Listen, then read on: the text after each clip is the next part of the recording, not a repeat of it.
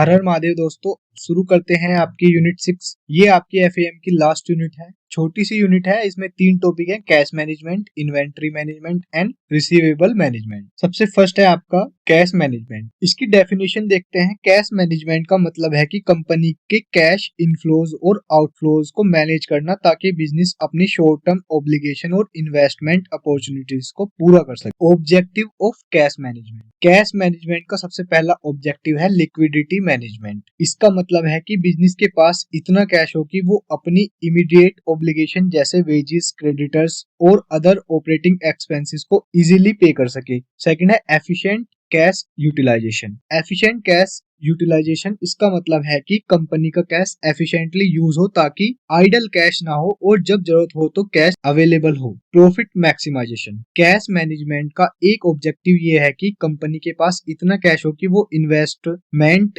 Opportunities का फायदा उठा सके और अपने प्रॉफिट्स को मैक्सिमाइज कर सके। इसके की एक्सपेक्ट हैं। सबसे पहला है कैश फ्लो फोरकास्टिंग। इसमें फ्यूचर कैश इनफ्लोज और आउटफ्लोज का प्रिडिक्शन किया जाता है ताकि बिजनेस को अपनी लिक्विडिटी एंश्योर करने में मदद मिले। Cash conversion cycle (CCC). ये टाइम होता है जब कैश बिजनेस के थ्रू फ्लो होता है, यानी आउटले से लेकर रिटर्न तक का समय। इसमें रिसीवेबल, इन्वेंट्रीज और पेएबल को एफिशिएंटली मैनेज करना पड़ता है। Cash management technique. सबसे फर्स्ट है इसमें ऑप्टिमल कैश बैलेंस मेंटेन करना। कंपनी को अपने कैश बैलेंस को ऑप्टिमल रखना चाहिए, ना कि बहुत ज्यादा ना ही बहुत कम। Monitor daily cash flow. हर दिन का कैश फ्लो मॉनिटर करना ताकि कंपनी को किसी भी कैश शॉर्टेज का पता चल सके। Invest surplus cash to generate returns. अगर कंपनी के पास एक्स्ट्रा कैश है तो उसे इन्वेस्ट करना ताकि रिटर्न जनरेट किया जा सके। तो इस तरह से कैश मैनेजमेंट बिजनेस को एंश्योर करता है कि उसके पास हमेशा लिक्विडिटी हो और वो अपने फाइनेंशियल डिसीजन एफिशिएंटली ले सके। फिर आ जाता है next topic, second,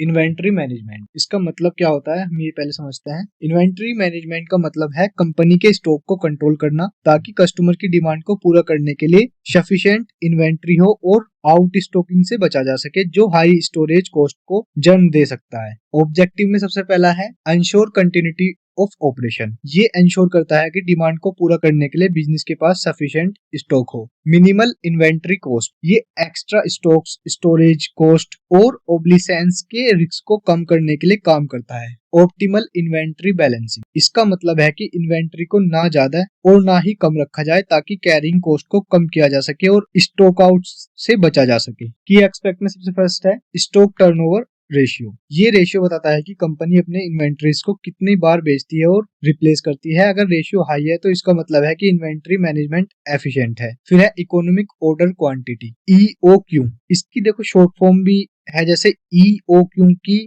full form है इकोनॉमिक ऑर्डर क्वांटिटी। ये भी आपके शॉर्ट क्वेश्चंस में आ सकती है, तो इस थोड़े सा फुल फॉर्म पर भी ध्यान दीजिएगा। ये वो ऑप्टिमल ऑर्डर क्वांटिटी होती है जो टोटल इन्वेंट्री कॉस्ट को मिनिमाइज करता है, इंक्लूडिंग ऑर्डरिंग और holding cost. JIT just in time. ये एक ऐसा सिस्टम है जिसमें इन्वेंट्री को तब ऑर्डर किया जाता है जब जरूरत हो ताकि स्टोरेज कॉस्ट कम की जा सके। फिर आती है आपकी इन्वेंट्री मैनेजमेंट टेक्निक। सबसे पहला है ABC एनालिसिस। ABC एनालिसिस, इसमें इन्वेंट्री को 3 कैटेगरीज में डिवाइड किया जाता है: A high value, B medium value और C लो वैल्यू, जो उसके यूसेज रेट और वैल्यू पर बेस्ड होता है। फिर होता है रीऑर्डर प्रिंट। ये इन्वेंट्री लेवल का होता है जहां पर नए ऑर्डर को प्लेस करना पड़ता है ताकि स्टॉक आउट से बचा जा सके। इस तरह से इन्वेंट्री मैनेजमेंट एंश्योर करता है कि कंपनी के पास अपने ऑपरेशन को स्मूथली चलाने के लिए रिक्वायर्ड स्टॉक हो और एक्सेस इन्वेंट्री से रिलेटेड कॉस्ट भी मिनिमाइज की जा सके। नेक्स्ट एंड लास्ट टॉपिक है इस यूनिट का रिसीवेबल मैनेजमेंट। रिसीवेबल मैनेजमेंट का मतलब है कि उन क्रेडिट को मैनेज करना जो कस्टमर को दिया जाता है और इंश्योर करना कि आउटस्टैंडिंग डेब्ट्स को टाइमली कलेक्ट किया जा सके। ऑब्जेक्टिव सबसे फर्स्ट है मिनिमाइज बैड डेब्ट्स। ये इंश्योर करता है कि कंपनी उन कस्टमर को क्रेडिट ना दे जो पेमेंट नहीं करेंगे ताकि पैसे का लॉस कम हो। Improve cash flow. ये इंश्योर करता है कि रिसीवेबल टाइम पर कलेक्ट हो ताकि कैश फ्लो स्टेडी रहे। Maintain customer relationship. ये इंश्योर करता है कि क्रेडिट टर्म्स और कलेक्शन प्रोसेस कस्टमर रिलेशनशिप को नुकसान ना पहुंचाए। की एक्सपेक्ट में सबसे फर्स्ट है क्रेडिट पॉलिसी। ये वो टर्म्स और कंडीशन होती हैं अंडर विच कंपनी अपने कस्टमर को क्रेडिट देती है, जिसमें क्रेडिट लिमिट, पेमेंट टर्म्स और ओवरड्यू पेमेंट्स पर इंटरेस्ट रेट इंक्लूड होते हैं। कलेक्शन पीरियड, ये वो एवरेज टाइम होता है जो कंपनी को आउटस्टैंडिंग रिसीवेबल को कलेक्ट करने में लगता है। Shorter collection period cash flow के लिए बेटर होता है। एजिंग शेड्यूल, ये एक टूल होता है जो बताता है कि रिसीवेबल कितने टाइम से आउटस्टैंडिंग है, जो ओवरड्यू अकाउंट को आइडेंटिफाई करने में मदद करता है। फिर आता है आपका receivable management techniques. Receivable management techniques, सबसे फर्स्ट है क्रेडिट चेक। क्रेडिट चेक ये कस्टमर की क्रेडिट वर्टनेस को